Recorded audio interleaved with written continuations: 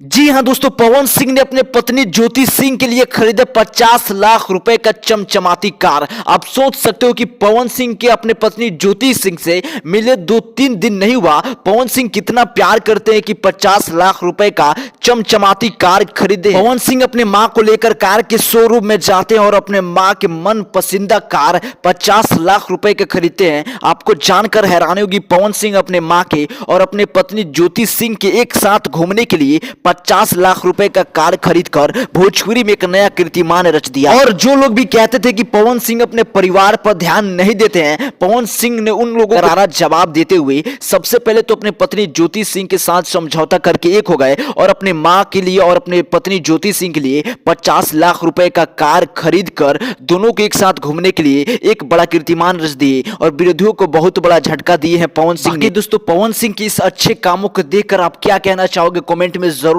अपना राय रखिएगा। वीडियो को लाइक कीजिए और शेयर जरूर